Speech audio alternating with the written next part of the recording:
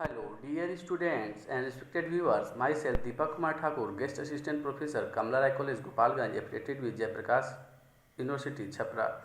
प्रिय विद्यार्थियों, आज हम लोग गुर्जर प्रतिहार वंश से संबंधित चर्चा करेंगे। यह जो प्रकरण है बीए द्वितीय वर्ष प्रतिष्ठा के विद्यार्थियों के लिए है। तो आइए प्रकरण को शुरू करते हुए देखते हैं कि जो गुर्जर प्रतिहार वंश के शासक हुए भारतीय इतिहास में इनका एक महत्वपूर्ण स्थान है। इस वंश के अगर हम गुर्जर प्रतिहार वंश के शासकों और उसकी उत्पत्ति इत्यादि के विषय में अगर देखें तो हम देखते हैं कि गुर्जरों की उत्पत्ति से संबंधित विदेशी मत भी है कि ये लोग विदेशी थे, और कुछ मत ऐसा है कि जो यह सिद्ध करता है कि यह देशी तत्व ही थे जिन्होंने एक विशिष्ट साम्राज्य की स्थापना की। जो विदेशी विद्वान हैं उन्होंने खजर यानी गुर्जर संज्ञा से तदात्म्य स्थापित करते हुए इन्हें विदेशी सिद्ध करने का प्रयास किए हैं, लेकिन हम तैत्तिरीय ब्राह्मण में जो राम के भाई लक्ष्मण से संबंधित तथ्य पाते हैं कि इनको लक्ष्मण से संबंधित गुर्जर प्रतिहार वंश के शासक लक्ष्मण से संबंधित थे। फिर जो इनको अगर गुर्जर कहा जाता है तो इसके विषय में है कि यह गुर्जरी जो परमार वंश प्रतिहार वंश है उसके गुर्जर शाखा संबंधित होने के कारण इनको गुर्जर कहा जाता है। और राम के भाई लक्ष्मण से इनका तादाद स्थापित किया जाता है, और लक्ष्मण जो है राम के द्वारपाल थे इसलिए इनको प्रतिहार थे, द्वारपाल यानी प्रतिहार थे इसलिए इनको प्रतिहार कहा जाता था। कुछ विद्वान मानते कि राष्ट्रकूटों के प्रतिहार के रूप में कार्य करते थे, इसके कारण इनको द्वारपाल के रूप में कार्य करते थे, इसके कारण इनको प्रतिहार कहा गया। तो गुर्जर प्रतिहार से संबंधित जो संज्ञा है इसके विषय में यह अवधारणा है। अगर हम गुर्जर शब्द की उत्पत्ति के विषय में देखें तो यह पुलकेशिन द्वितीय के ऐहोल अभिलेख में सर्वप्रथम इस शब्द का वर्णन मिलता है। फिर बाण के हर्ष चरित्र में इस शब्द का वर्णन हम देखते हैं। फिर देखते हैं कि चीनी यात्री ने गुर्जर देश के लिए कुचेलो और उसकी राजधानी के लिए पीलो मोली यानी कि भीनमल शब्द का प्रयोग किया है। अगर हम इसके देखें कि इस वंश की उत्पत्ति की प्राचीनता 5वीं सदी तक चली जाती है। फिर अगर इसके जो गुर्जर प्रतिहार वंश है इसके विषय में अगर ये देखें कि किस तरह के स्रोत उपलब्ध हैं तो इसमें साहित्यिक और अभिलेखी साक्ष्य बृहत मात्रा में उपलब्ध हैं। जो अभिलेखी साक्ष्य हैं वो बहुसंख्यक मात्रा में हैं, जिसमें सर्वाधिक महत्वपूर्ण जो मिहिर भोज का ग्वालियर अभिलेख है उसे माना जाता है। और इसमें तिथि का तो अंकन नहीं है, लेकिन इससे इस वंश के राजनीतिक उपलब्धियां और वंशावली का हमें पर्याप्त पता चलता है, और इसकी जानकारी के लिए राजनीतिक उपलब्धि और वंशावली जानकारी के लिए एक महत्वपूर्ण साधन है। इस समय के अन्य जो साहित्यिक साक्ष्य देखते हैं तो संस्कृत के प्रसिद्ध विद्वान राजशेखर ने काव्य मीमांसा, कर्पूर मंजरी, विद्यशाल भंजिका, बाल महाभारत, बाल रामायण, बाल भारत, भुवन कोश, हरविलास इत्यादि ग्रंथों की रचना किया था। इससे हमें गुर्जर प्रतिहार वंश से संबंधित तथ्य मिल जाते हैं। फिर जयानक के जो पृथ्वीराज विजय है उससे हमें कुछ चर्चाएँ मिलती हैं।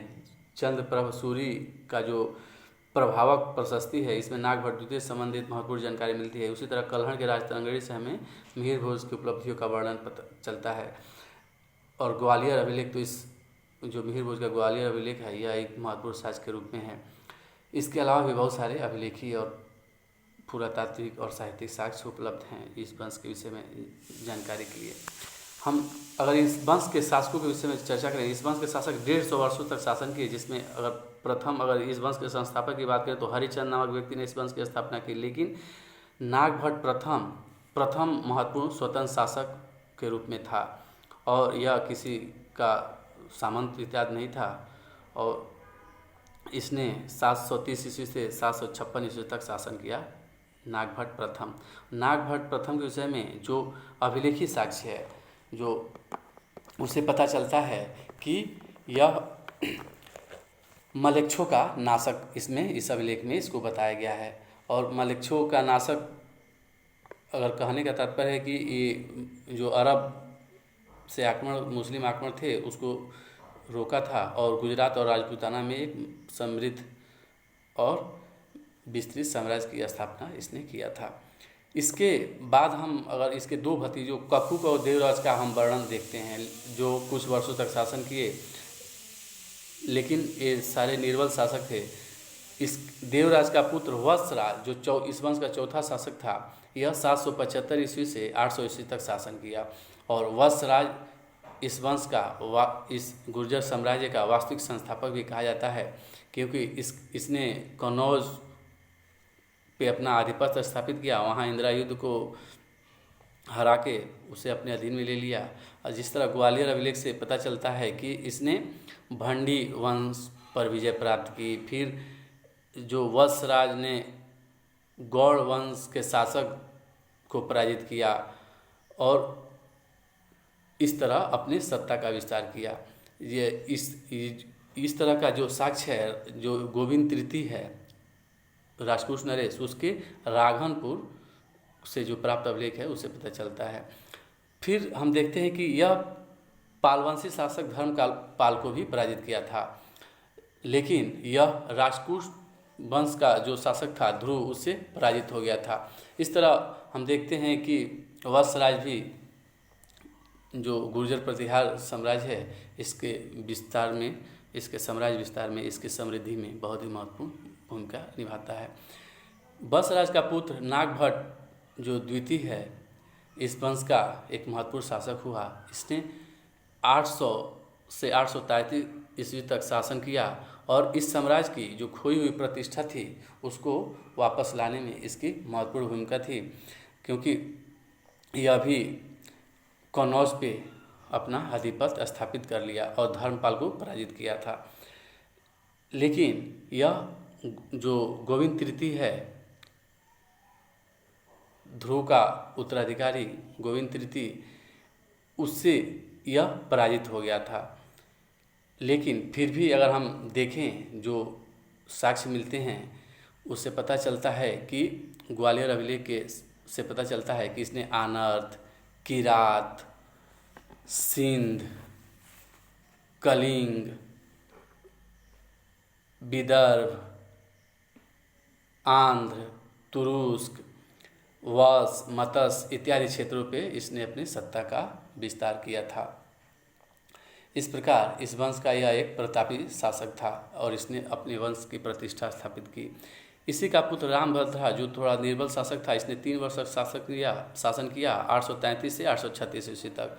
लेकिन इसके बाद इसका पुत्र मिहिर भोज इस वंश का सर्वाधिक महत्वपूर्ण प्रतापी शासक हुआ।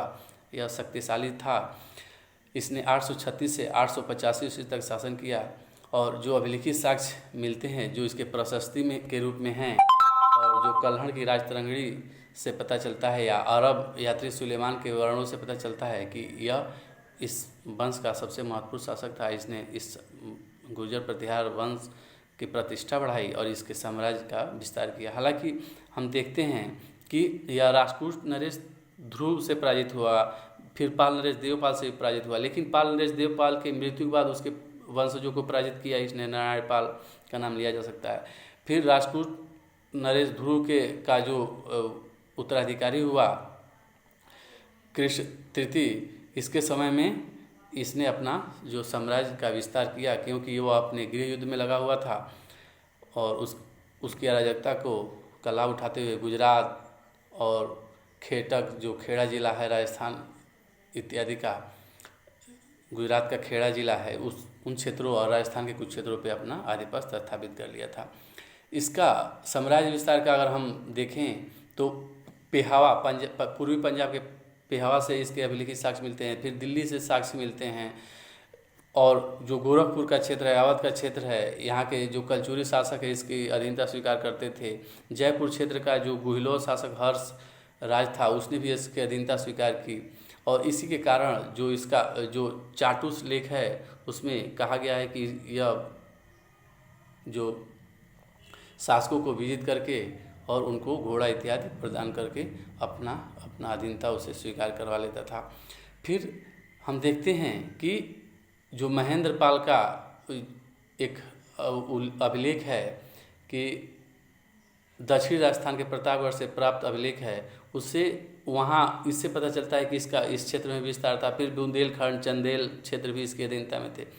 फिर अगला शासक जो है वह महेंद्रपाल प्रथम हुआ, जो अपने पिता की तरह ही प्रतापी शासक था। जो सुलेमान है, सुलेमान ने इसके शक्ति और साम्राज्य की समृद्धि दोनों का वर्णन किया है मिहिर भोज के। महेंद्रपाल भी विद्वान शासक था। इसने राजशेखर जो इसके राजगुरु थे, इसके दरबारी थे और उन्होंने बहुत सारी रचनाएं की। तो इस तरह ये बहुत निर्माता शासक था, बहुत सांस्कृतिक और विद्वता पूर्ण कार्य किया।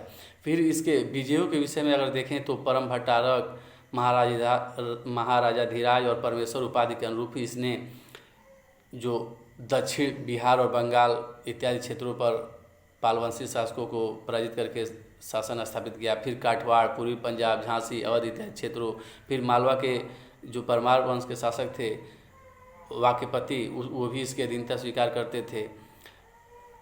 जो काठियावाड़ के जो चालू के शासक थे संभवतः वो भी इसके अधीनता स्वीकार करते थे। ये सब वर्णन हम लोग को उड़ा जो लेख है, ऊना या उड़ा से प्राप्त होता है। इस प्रकार जो महेंद्र वर्मन प्रथम है, महेंद्रपाल प्रथम, यह भी एक महत्वपूर्ण शासक सिद्ध हुआ। और राजनीतिक और सांस्कृतिक दृष्टि से इस गुर्जर प्रतिहार साम्राज्य की अभूतपूर्व प्रगति हुई। इसी के कारण हम देखते हैं कि हर्षवर्धन, जो कन्नौज की जो प्रतिष्ठा हर्षवर्धन के समय में थी, वह इसके समय में हम महेंद्रपाल के समय में देखते हैं। इसके कारण महेंद्रपाल को हिंदू जो शासक, भारत का हिंदू शासक हुए, उसमें अंतिम महान शासक इन्हें स्वीकार किया जाता है महेंद्रपाल को। महेंद्रपाल का अगला वंशज हुआ महेंद्रपाल का पुत्र महिपाल। हालांकि एक उत्तराधिकारी भोज द्वितीय की भी चर्चा मिलती है, जिसने 2 वर्ष तक शासन किया। फिर उसके बाद से ये दोनों चचेरे भाई थे, भोज द्वितीय और महिपाल प्रथम। फिर महिपाल शासन किया। महिपाल 912 ईस्वी से 944 ईस्वी तक शासन किया। और इसके समय में राष्ट्रकूट शासक इंद्र तृतीय का आक्रमण हुआ था 914 ईस्वी में, और इससे बहुत ज़्यादा क्षति हुई थी। फिर भी हम देखते हैं कि इन्होंने, जो महिपाल प्रथम ने, बहुत ही